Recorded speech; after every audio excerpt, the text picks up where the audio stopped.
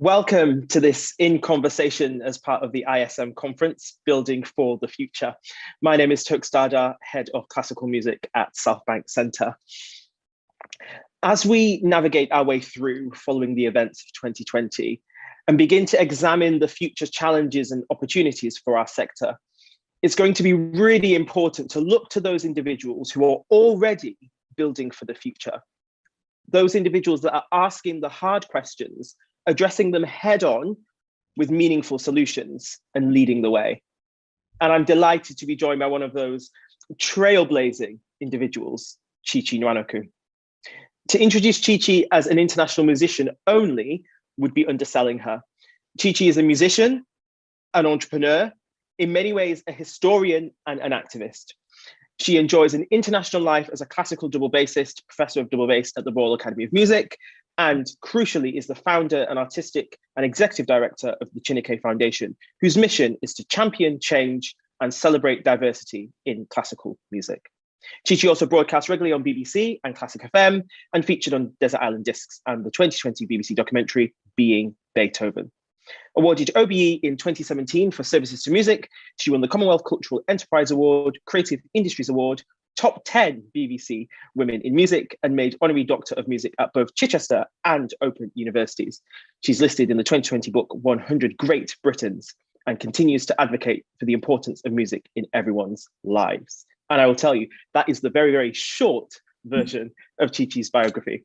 During the next hour, we're going to talk about Chi-chi's career development from performer to entrepreneur, her thoughts on the future of the music sector in terms of diversity, programming, and performance, and how we build for the future, as is the theme of this conference, as well as how she does what she does.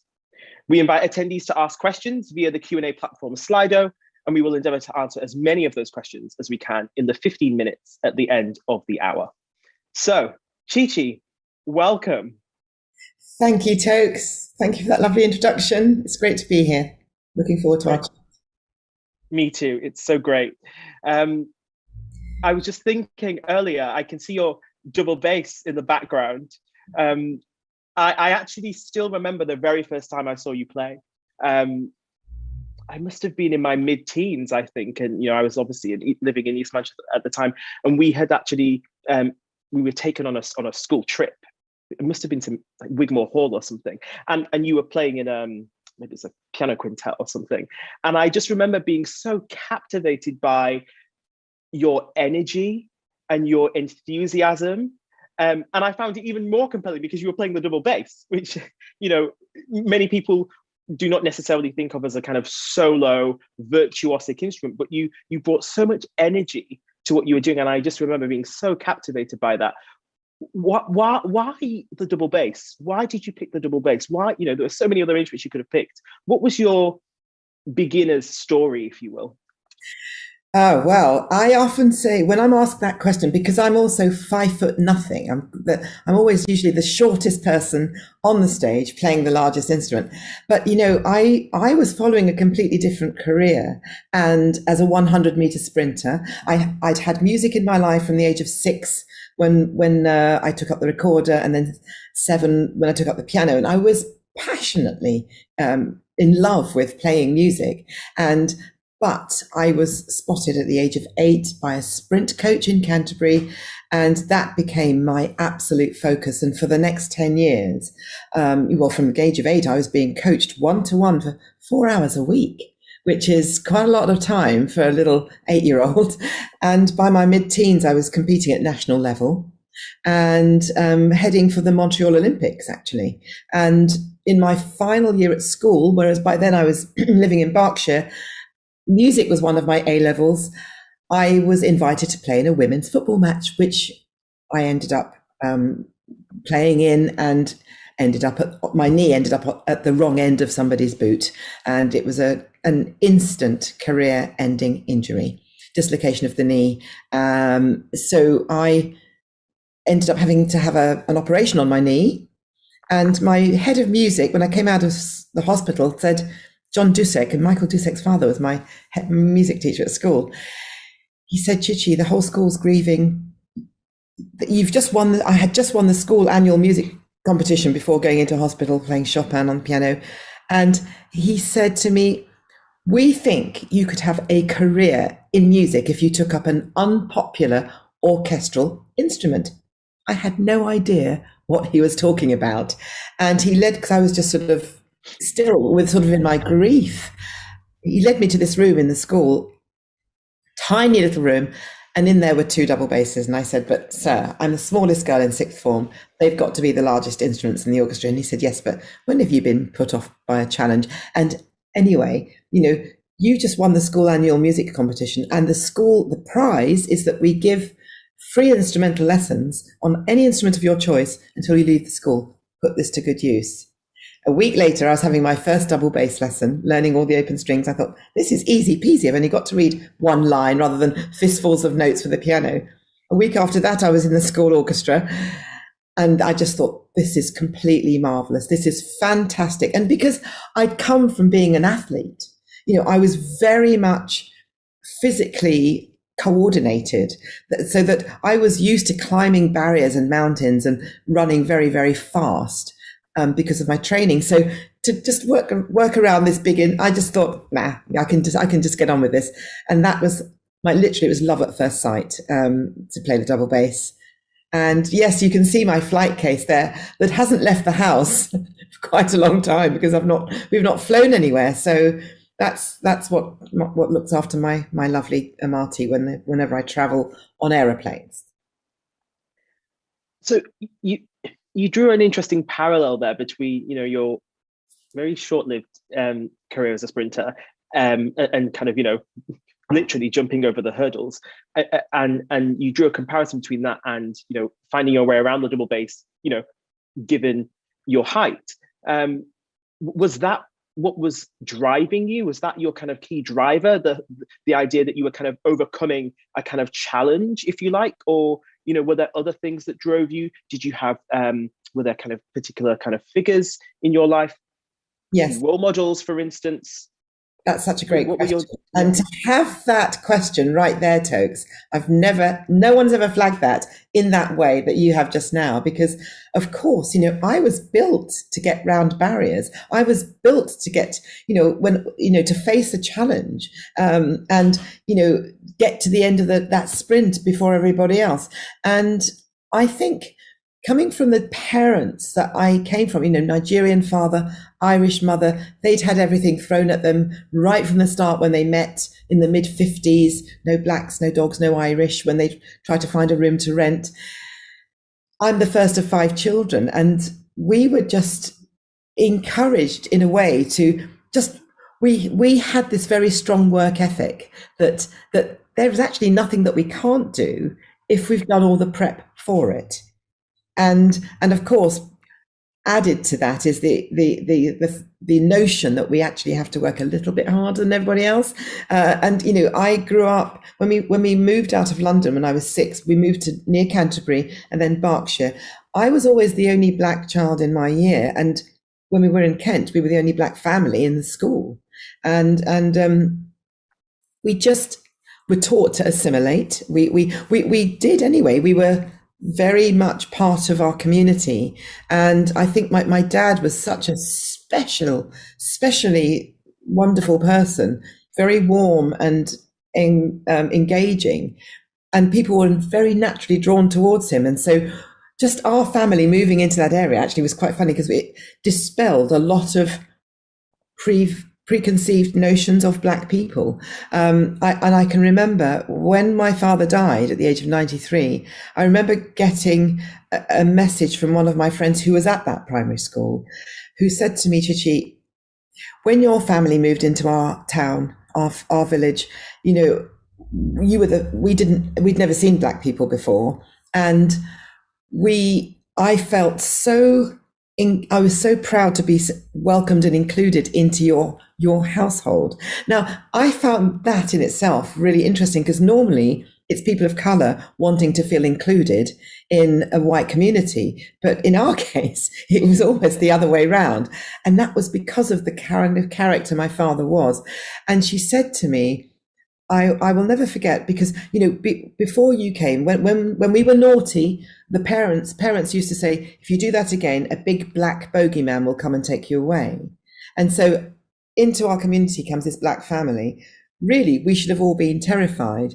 But actually what happened was the opposite. And in fact, none of our parents could use that as a punishment anymore, because we just adored your dad, and felt safe with him. And it was really interesting. I didn't know any of that until, years later when he died.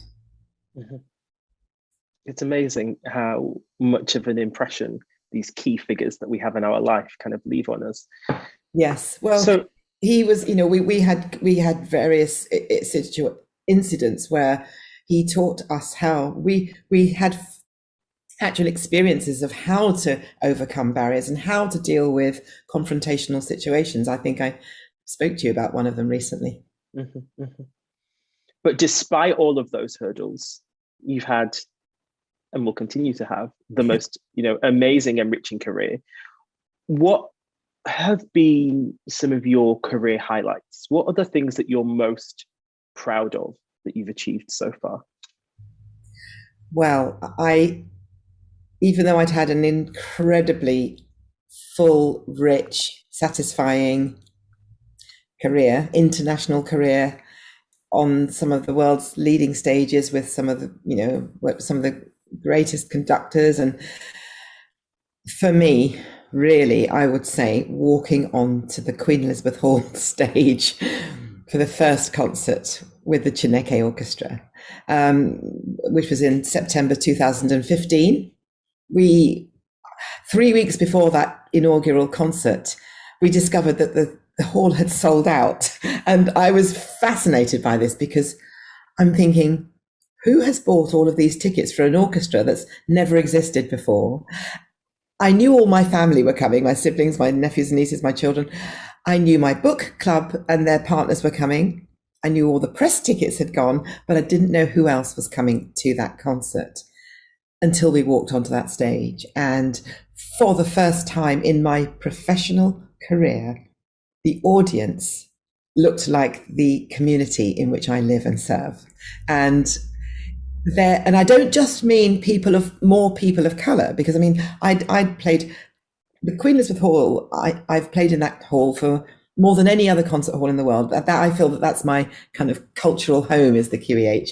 But if there was a black person in the audience, I would spot them. Let's put it that way. I'd say, but this time everyone was in the audience. And I don't just mean everyone of ethnicity. There were 4 generations of a family were in the audience. It was like, when you go out for dinner in Spain and Italy, and you go out at 10 o'clock at night and you see whole families from great grandparents down to great grandchildren. They've gone out to enjoy something together as a family. We often see that at our concerts. And I felt that not only, I knew about people who'd flown in from America and over other countries, that there were people in our audience who lived walking distance away from the South Bank, who had never stepped foot inside the Southbank Centre before, let alone buy a ticket to go into a concert hall, because of the previous brainwashing and conditioning that going in for someone like you from your ethnic background to think that you've got any place in a environment like that. Not that that's what Southbank Centre or any other concert hall consciously tries to do, but it's what society has done that makes these people feel that they're probably not welcome in those venues, and that anything that goes on in those venues is way above you. It's highbrow. You wouldn't understand, so don't come. You won't be welcome. Mm-hmm. It's very interesting that the minute something changes, you can just adjust something slightly, like, Chineke Orchestra. Those doors are immediately flung open to all of those people who've previously felt unwelcome in that environment. And it was just glorious. And about 4 or 5 months after that first concert, I bumped into one of my favourite newsreaders, Jon Snow from Channel 4. I bumped into him and he said, Chi-chi, I was in that, I was there. I was one of those people who gave you a standing ovation when you walked onto the stage and crying, because there were lots of people crying that you could visibly see, because it felt like a global sigh of relief, to see this orchestra that looked like what you might see when you go outside. And, it was there was as much energy in the audience as there was on the stage, I can tell you. Mm-hmm. So, I mean, the Chineke story, I just find incredible. As you mentioned, you founded Chineke in 2015, as Europe's first orchestra of all Black and ethnically diverse musicians. And then 2 years later, you're on the proms, doing your proms debut, which is just unheard of. And now you have the Chineke Orchestra, you have the Junior Orchestra, you have a whole community engagement program. I know you've got, because we talked about this before, exciting plans in terms of how to begin to nurture, earlier years.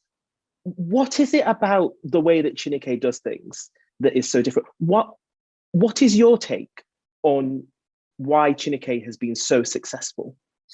I think it's because we're not judgmental in it, and we are open to wanting to make music for the sake of the powerful things that music does for everyone, those delivering it and those receiving it. And just one little correction, that we're not an all Black orchestra, we're a majority Black and ethnically diverse orchestra. And that's quite key, because when people, that's the one thing that people like to attack me on. They say, I've heard it just very recently from a white colleague of mine who said that they're always defending Chineke. And I say, well, in what way are you finding yourself having to defend the Chineke Orchestra? And he said, because, if Chineke is mentioned in a certain, environment, so people, sometimes say, well, if we created an all-white orchestra, we wouldn't be allowed to. And then he said, but we are an all-white orchestra, and people just don't see that. And Chineke is majority Black. Majority. Exactly. Mm-hmm. And so we are like a mirror image of the industry as it currently stands, but we demonstrate more diversity. And as you mentioned, that wonderful prom debut that we had in 2017, we had 75 musicians on that stage. 7 of those people were white. Now, can you imagine? I would love to see 7 Black faces in the London Philharmonic or the Halle. We don't see that yet. And what we demonstrate, and it's not because we're saying, right, we're going to have one. I have people writing to me, white colleagues writing to me saying, Chi-chi, I wish I was Black. And I write back saying, really? I've known you for more than 30 years and you're suddenly saying you wish you were Black? What's going on here? Give up all those, privileges? Well, because I want to play with the Chineke Orchestra, because the orchestras that I play with, I really want to be part of I really want to play my part. But where I work at the moment, it doesn't look as though I'm going to have an opportunity to, because nothing's moving there. And I say, well, you don't. And they're saying, but I wish I was Black. I say, well, you don't need to be Black to play in the Chineke Orchestra. You need to share our philosophy, want to be part of change, and be really good at your instrument, like I had to be to play in your orchestra, and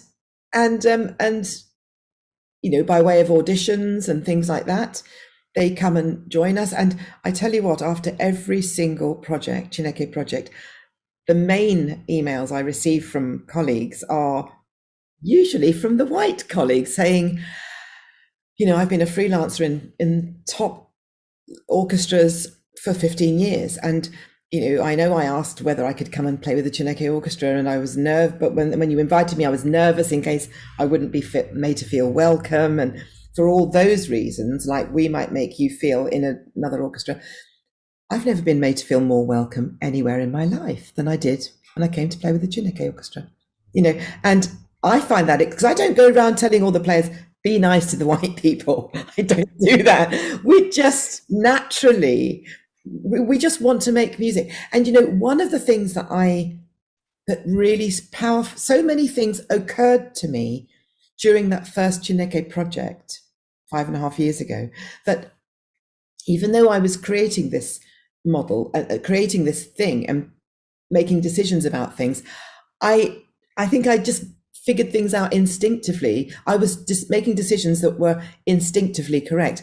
For example, when we all first walked into the rehearsal room, suddenly, I mean, apart from the Canny Masons, no two people knew each other. There's 62 musicians. No two of us knew each other before or played together before. This is an extraordinary thing. All of these musicians who'd been highly trained to a very high level, but had somehow not come across each other. We had come from different playing styles, teaching styles. We had a couple of days to put that together and make it coherent so we could walk onto a stage together and perform.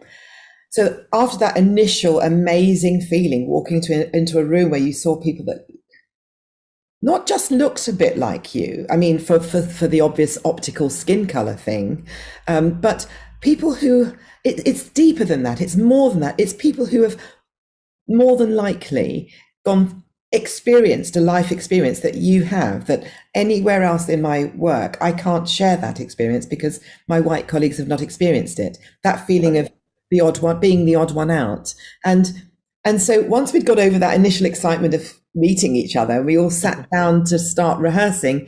Toks, for the first time in most of our musical lives, all we had to think about was the music.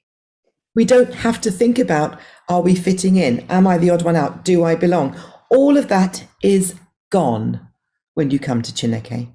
We only have to think about the job in hand, which is what we're all doing this for. And that is such a refreshing. And I think maybe these, the white musicians who play with us, maybe they pick up on a bit of that sense of, you know, that we can breathe. It's such a relief to be able to focus on the music. Mm-hmm. Just listening to you speak about that, you've painted a kind of almost utopian example there of what our orchestras of the future could look like. And there was something that you mentioned, which was, you know, you kind of drew this comparison between what Chineke looks like as a majority, and thank you for that correction, because it's a very important point, as a majority Black and ethnically diverse orchestra, and what many of our orchestras in our sector look like. And I think this touches on something really important. How do we get there? How do we get to a point where more of our orchestras look like what Chineke looks like? How do we do that? Because, you know, Chineke is obviously doing some fantastic work. It's shining a spotlight on musicians who are underrepresented. But how does the sector and the music industry more widely improve access to music and celebrate diversity in the way that you're doing? What are the long-term things that we can do? Great question again. There's so many things that we've started to roll out. I mean, there's, you know, and when Chineke started, there was obviously we were met with certain resistance and then a lot of support. And I've had, especially since last summer, May the 25th, when George Floyd was murdered, that was a global outcry, a global moment of realization that enough is enough. You know, how much more of this has to go on. And people from every single business endeavor in the world came out, started to look at themselves and see what part they can play to move this dial forward, because this is not a human way to continue. And so many orchestras and people and organizations have been in touch, you know, to say, look, we really recognize that we are not really playing our part. We're not being inclusive. We would love to learn from you, and can you guide us? And of course, you know, it's not our job to educate people. There's enough books and research and things like that. But we want to help and play our part to encourage and assist organizations who are truly wanting to do something about it. Nobody has struck gold, and even Chineke in some ways. But the first most important step is to identify that you've got a diversity problem, an issue. That's step number one. Yay! Once you've identified that, then you can start to put things into practice. And one of the things that I'm launching is the Chineke Alliance for Audition Support. Most of our players are not on extra lists, for example. So there's orchestras all around the country with their fixed players, and then they have an extra list when somebody's fallen ill or they need to bring in extra players. They've got a list of people who aren't members of the orchestra, but they can call. Most of our players aren't on extra lists. I want to find a way to break this down. Let's make it easier for orchestras to meet and get to know the musicians of Chineke. And therefore, I've suggested creating the Chineke Alliance for Audition Support. And what that is that there will be a fund of a pot of a fund which Help Musicians UK very kindly have offered to help to administer that fund. All of the orchestras in the country who are interested in playing a part in being, in taking advantage of this, because people say, oh, well, we'd like to have more diversity in our orchestras, but if people don't come for an audition, how will we know that they exist? Absolutely true. Why don't they come to do an audition? It's very expensive to go and audition. If there's a player in London who wants to apply for a job in Scottish Chamber Orchestra in Edinburgh, well, we all know how much it costs to do a rail fare return, right. A couple of £100 to get to Edinburgh and back. And then if you get through to the finals a few days later, you might need a few days in a hotel. To do an audition can cost anything between £250 and £1,500. I do not want that fact to be the reason that prevents anyone from Chineke to do an audition, from going to do an audition. So let's find a way to help to fund this, because they're in the lowest income bracket already. And so I'm devising a system where the smaller orchestras might pay a subscription fee of £300 a year, and the larger orchestras, the NPOs, the biggest orchestras we've got, may pay £3,000 a year, which is a drop in the ocean, really, considering the grants they get. And with that, they would have the opportunity they would feel that they're playing their part in helping support musicians of colour to come and do an audition. And not just going to do an audition. The other aspect, which I think is very important with this alliance, is that I would like to have possibly monthly, audition workshops, intensive audition workshops, where 1 month it might be the Royal Liverpool Philharmonic Orchestra principal players that come and spend a weekend with the Chineke Orchestra. So each section principal would be in a room with all the violas. The cellist would be in the room with all the cellists, and they would work through the audition requirements that their orchestra wants. And even if their orchestra does not have a job going, principal cello might think, well, we don't have a cello job going, but I really would like to put that person and that person onto our extra list. And also it's a way of demystifying Black people, because a lot of the orchestras and people who are in orchestras that are all completely white, they've never played with a Black musician. Many of them don't even know Black people, or have any Black people in their social circle. And so all kinds of kind of unnecessary and inaccurate ideas come up. And I think this would be a wonderful way of demystifying all of that, so that we will welcome them into our space. And I think it could be incredibly positive results. It will be an incredibly positive result. So it's not just about supporting those artists, it's also about, supporting those ensembles and orchestras to really, I guess, become more comfortable with, being in some of the scenarios that you've talked about. Where do audiences fit into all of this as well? Because you talked about that first Chineke concert at the top of our conversation, and how diverse the audience was, and how the audience was effectively a mirror to wider society, which is exactly as it should be. I know in Chineke you perform music from many different eras and styles, and you've highlighted the work of lots of historical and living Black composers who have not had adequate recognition. But how can we kind of spark that same curiosity with audiences? Well, that's, it's amazing, because it seems to be, we live in such a visual world, don't we? Everybody has, even down to the smallest primary school child, has access to a screen. And there is that phrase, "you cannot be what you cannot see," is really true. And I tell you, well, just by creating the Chineke Orchestra and us walking onto the stage and playing, in every concert, we include a piece of music that has been written by a composer of relative ethnicity. So we opened with Samuel Coleridge Taylor's Ballade in A minor. And just that alone it's opened the gates in so many ways to the audience feeling represented on that stage and listening to music that, wow, that was written by a Black composer. Because people are not, I'd gone through all of my education, gone through Royal Academy of Music, was halfway through my career before I'd even played a piece of music by a female composer.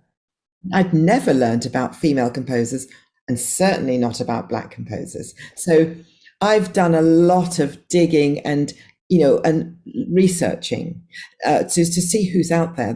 When I started to learn about people like Chevalier de Saint-Georges, 18th century composer, Joseph Boulogne, and then I was just blown away when I discovered that these composers even existed.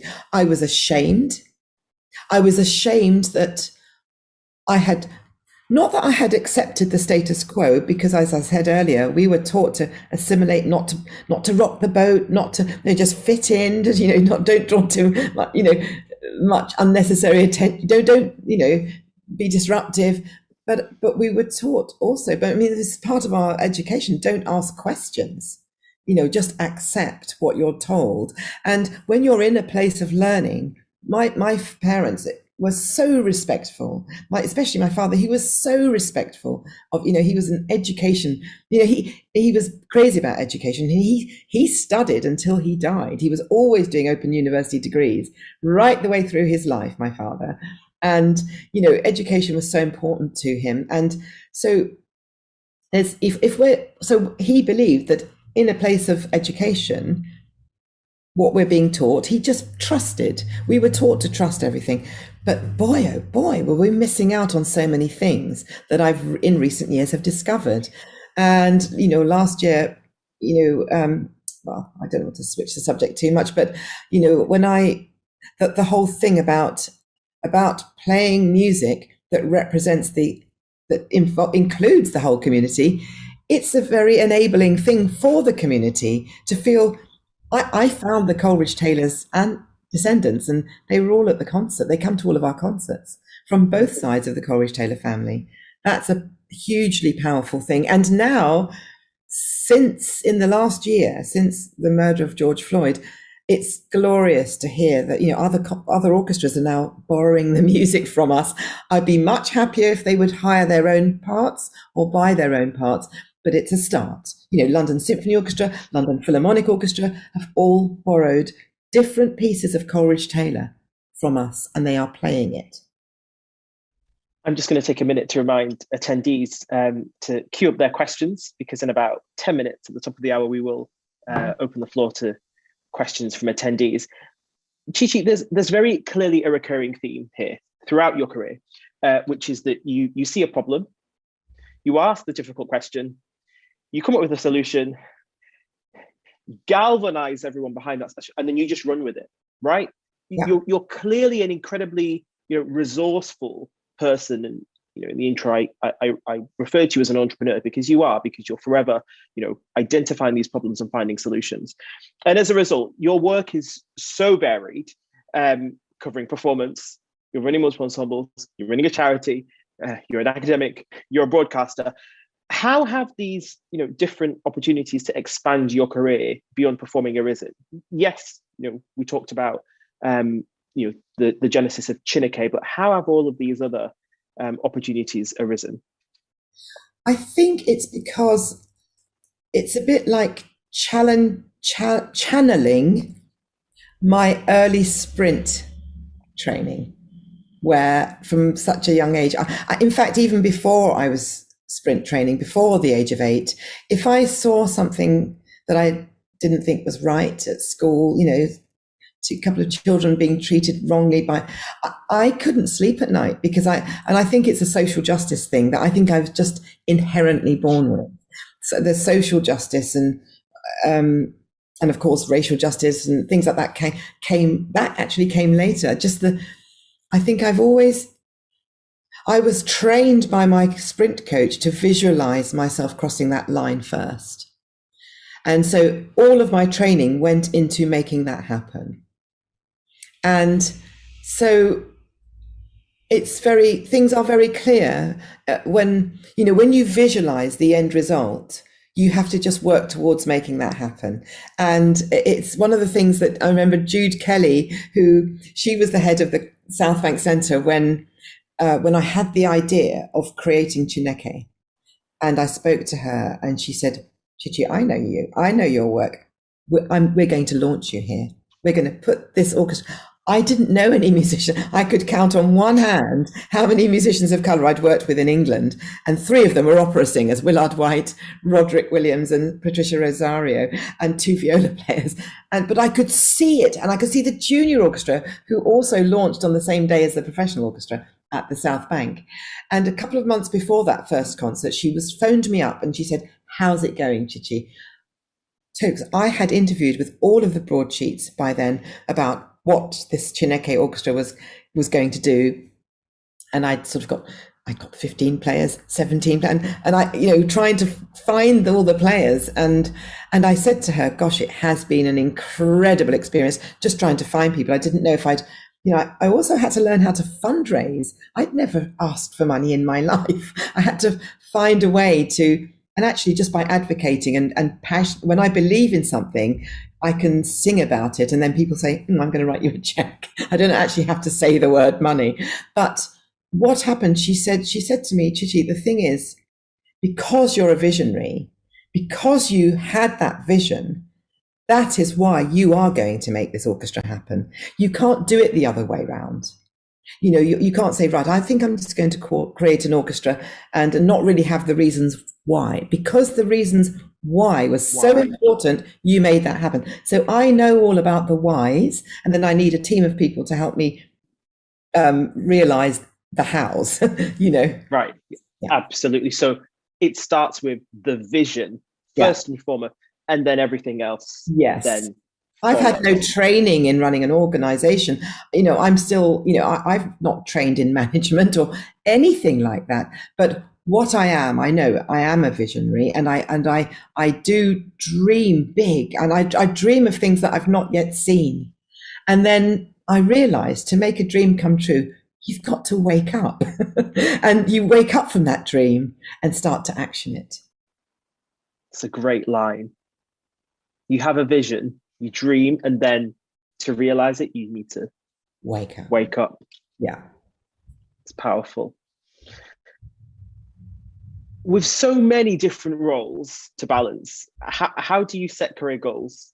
Or do you still set personal career goals? Is it all about Chineke now?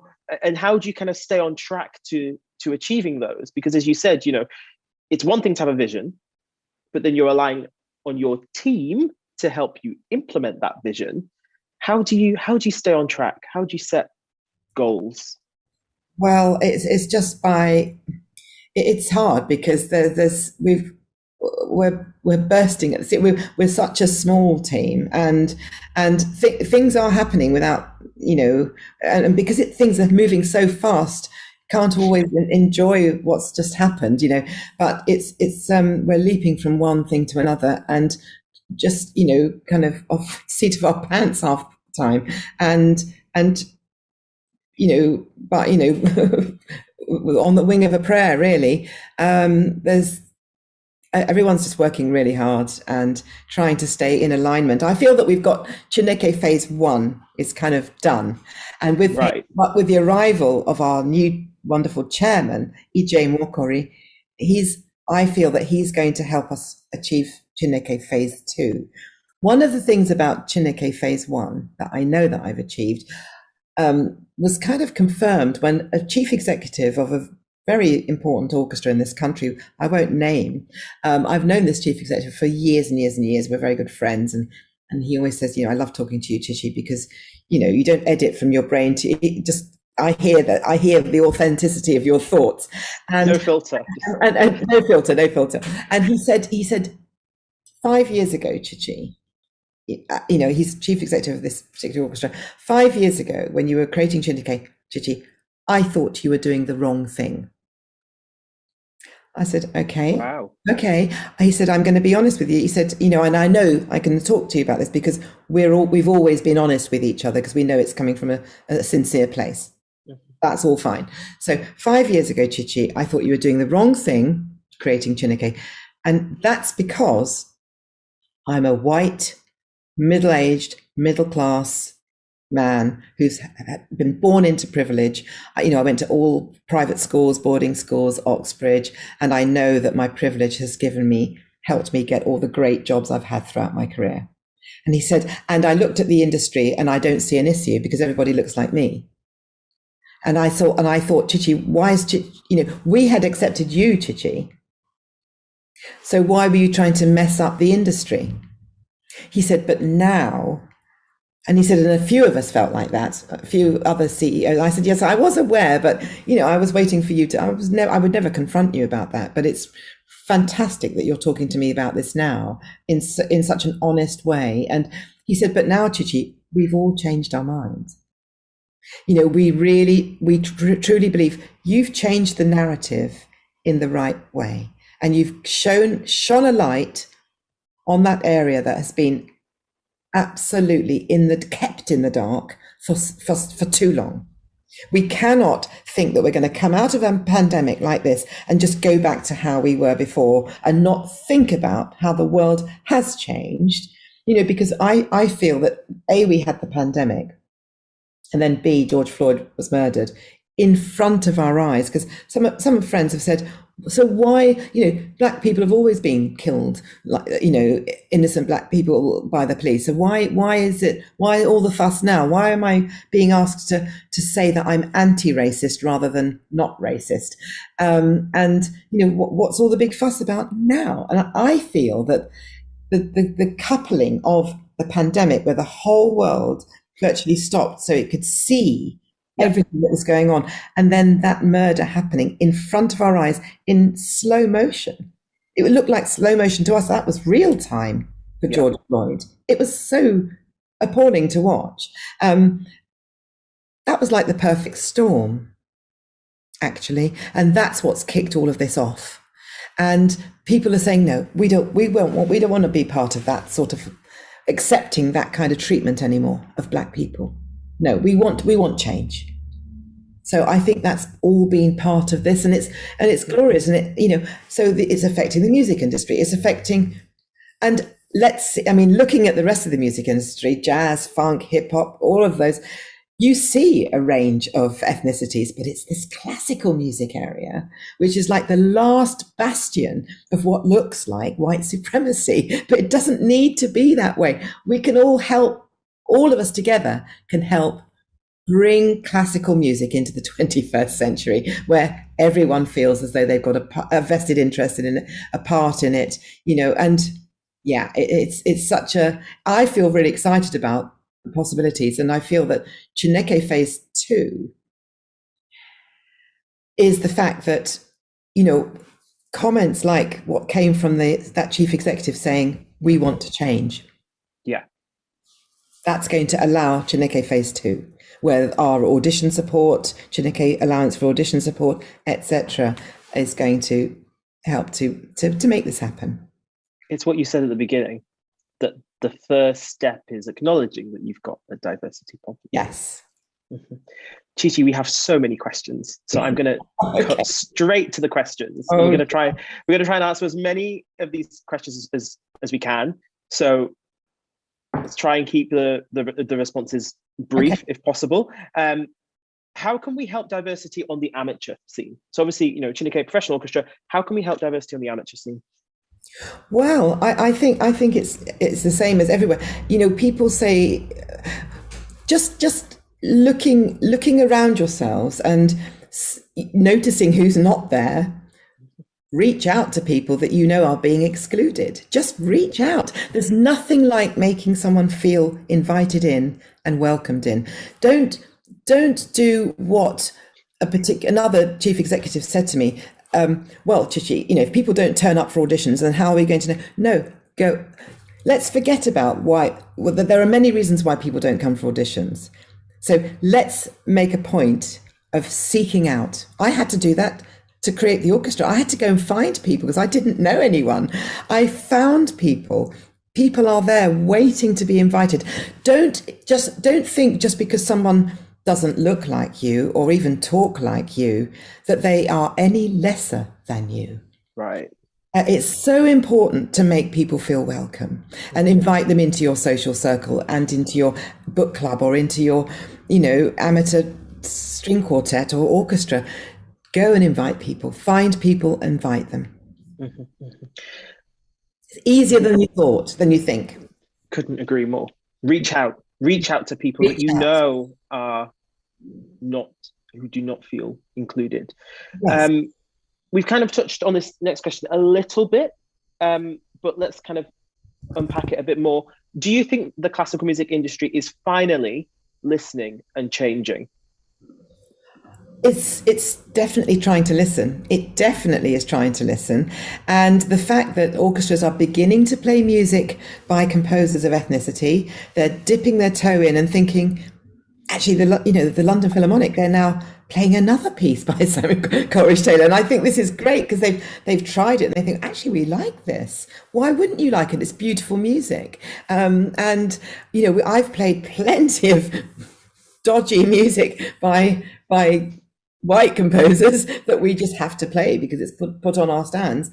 And it's, if you were made to eat bangers and mash every day of the week, we don't do that in other parts of our lives. We go and try some Chinese food. We go and try some Indian food. We go and try Thai food. It's very British, isn't it, to go and have an Indian on a Friday night? Why can't we? And it actually adds to the flavour of our palate and our eating experience. It's such a wonderful thing. And I think we're all missing out on so much by only, I know we play composers from all different countries, but they're all from one particular type of person. Yeah.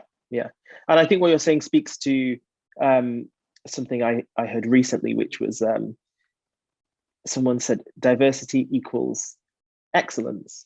Yeah. Excellence equals diversity. That whole idea that actually we need this. The diversity is not it's not a nice to have. We actually need this to be more fulfilled, to be more creative as organizations and orchestras, to be more enriched, to be better. So it's not a nice to have. This is a crucial part of the future. It really... Another next question, I think is a very interesting question. Are you encountering any gender balance challenges in the orchestra? So obviously in terms of ethnicity, you're working really hard. How's the gender balance going? Well, again, I don't know if it's fluke or what's going on. I've got a female tuba player and the percussion. I think most of our concerts end up being exactly 50-50. And that includes in, sections like double bass, percussion, brass. Well, the tuba that amounts for a few, but horns. No, we have had some female horn players, but not British ones. And at the moment, I can only invite people who live in the UK. But gender balance, we're doing really, really well, and not just male female, but also sexual orientation.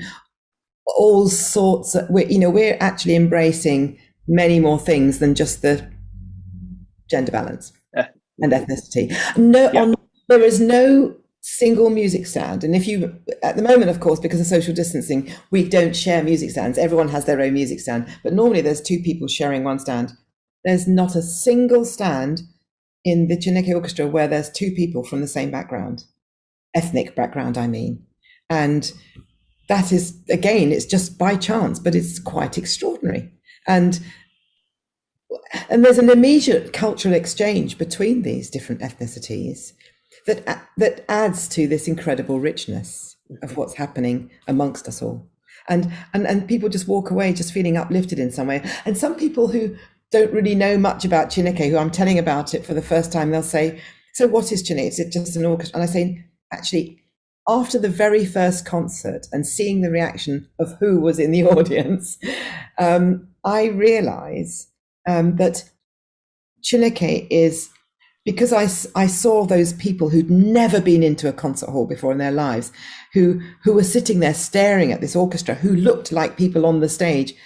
They felt uplifted because they'd been told that people that look like that, people who play classical music don't look like you. So people felt uplifted. They felt pride. And so I say that Chineke is, it's a sort of uplifting. It has an uplifting impact. It has a social impact. It has a racial impact. It has a well-being impact. It has all these impacts. And it's an orchestra. It's not just an orchestra. And one of the things I made very clear from the start, that I'm not trying to create an orchestra organization that is a mirror image, that is a Black and ethnically diverse version, a majority Black and ethnically diverse version of all the other orchestras around us that we see. I'm not trying to replicate that at all. We've got a lot of moving to do, because I see a lot of monolithic structures around me, and I just feel, when I watch the young people who demonstrated against Brexit and demonstrated against Black Lives, demonstrated for Black Lives Matter, I see every nationality, every colour from black to white and everything in between, young people walking side, shoulder to shoulder, demonstrating that they understand the importance of inclusion. Mm-hmm. And that the older generation are holding them back. I think they should be running the country. It's interesting that you talk about younger people, and younger people already being almost so many steps ahead, understanding why all of what we've been talking about is so important. And that speaks to our next question, actually, which is, this question is obviously from an educator. As educators, what can we do to support younger students of diverse backgrounds in their musical training? Great question, and it's really topical at the moment. I've got some of the students, Chineke juniors, well, sort of in between juniors and professional, who are at Conservatoire right now, having terrible discussions with professors, where they're saying, let's talk about composers from up until the 1900s, worth any salt, and every single one is a dead white man. And they're saying, but what about saying, oh no, there aren't any black composers. Really, honestly, there's so much that you can do. There's so many exciting composers to discover and to teach about, that I think, starting with, well, you could Joseph Boulogne, Le Chevalier de Saint-Georges, Ignatius Sancho, Joseph Emedy, Florence Price, William Grant Still, Samuel Coleridge Taylor, Julia Perry. The list goes on and on. William Dawson. Just check out his symphony, his first symphony. It will bring you to tears. There are you just start to talk a little bit about the history of all composers, not just the white ones and just the male ones. And I think there's so many fantastic stories. You could tell the story of Ignatius Sancho. This is a glorious story, who was taken as a slave to the UK when he was a small boy. Incredible story. He ended up as the first black person to be given the vote in England. And so and he was painted by Gainsborough, but he had a really terrible start in life. So fantastic historical stories. I was attacked last summer when when I was asked about the music in the last night of the proms, I got dragged into that awful culture war between government and BBC because I didn't really I don't agree with the jingoistic songs of Rule Britannia and Land of Hope and Glory. And neither did many other people like Simon Rattle and Gareth, various people.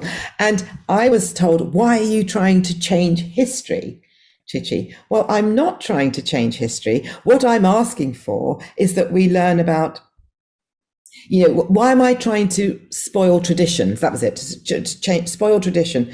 Well, actually, some traditions need to be changed or dropped. It used to be traditional to put small children up chimneys to clean them. We know that's not good.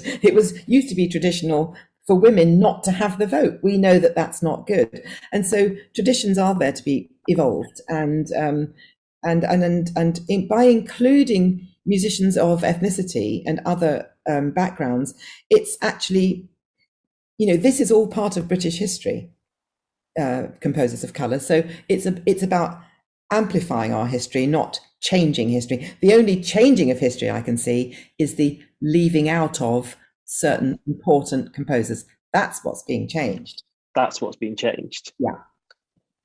You're not actually adding to history at all. You're simply just shining a spotlight on what was already there that hasn't had significant and well-deserving recognition.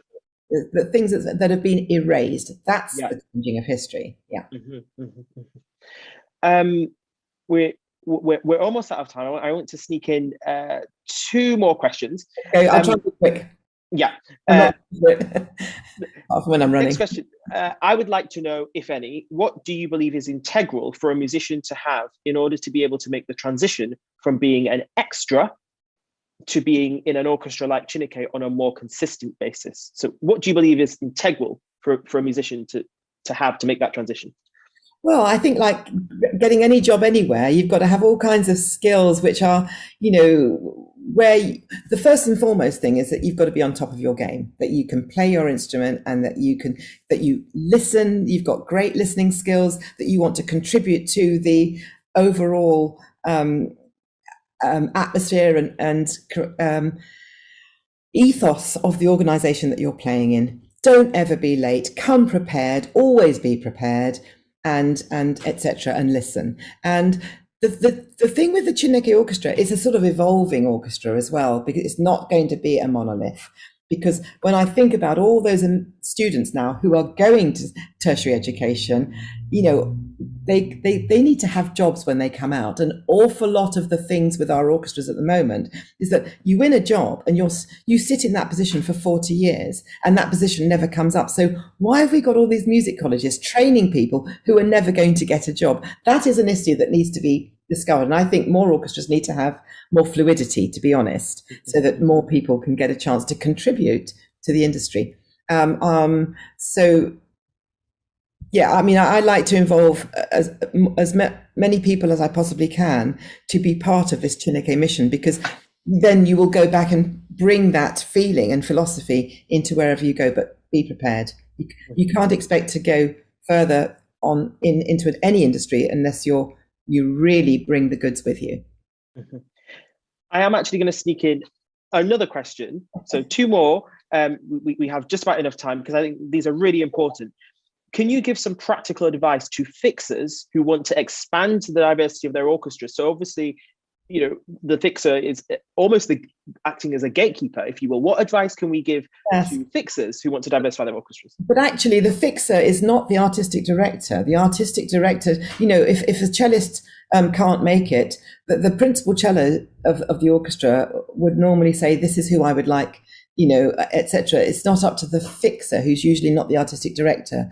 And so, but I think the fixer could play a part in trying to open that discussion with your organization to say, look, can we expand this extra list? Because right now, this extra list really does not reflect the industry, that it really does not reflect the community. And if we're to bring diversity into our organization, we really need to evolve this extra list. So please, it's great if there's a fixer out there for even thinking about this. It's so important to evolve that extra list, and you know, everyone has got to do something about it. What I'm not prepared to do what I haven't done very comfortably, and it's something I am regularly asked to do, is people will say, I've been told to diversify my orchestra.